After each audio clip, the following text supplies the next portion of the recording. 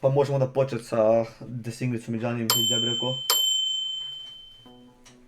Šta me actually, no joke, iznenadilo jer... Poraz, koji je ovo kombo, koje vremeno mi živimo onako. Ajmo ću to.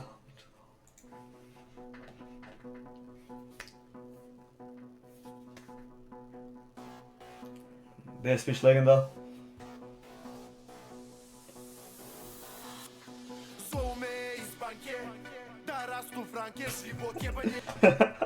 Buraz gledao. Buraz, znači...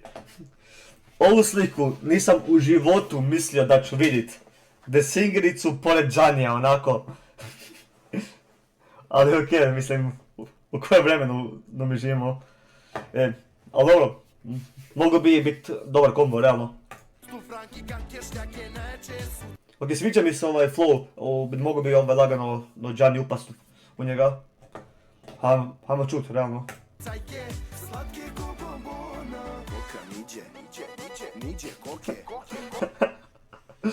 Gianni legenda, Gianni legenda. No Gianni, no party, dečki.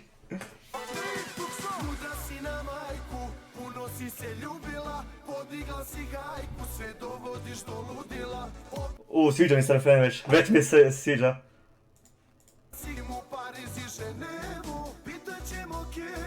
Dobre. Konobar, molim vas, 3 belvederka za moj stol i jedna za Giannija.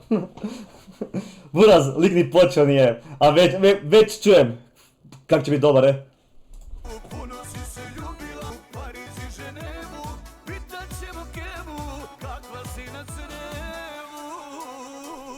Moli se konobar za 2 belvederke još. Gianni me u srce lupio. Daj ne seri, ček se malo.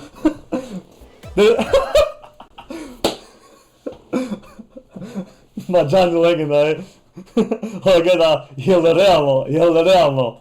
Gianni baca sajmane stvarno onak. Ima nešto pjesma, kida. U svakom gradu imam svoje oči, kuma i brata, šaljem ja u zločin. Čik da si probala slagati mene, znaš da samo volim takve lakove. Da, ovo je loot, ali...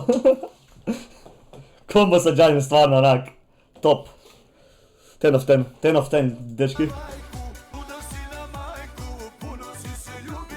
To, Gianni! Nice, ovo je jako nice. Dobri kombo, Opa, šta to ima Gianni? Je to roli? Mislim da je.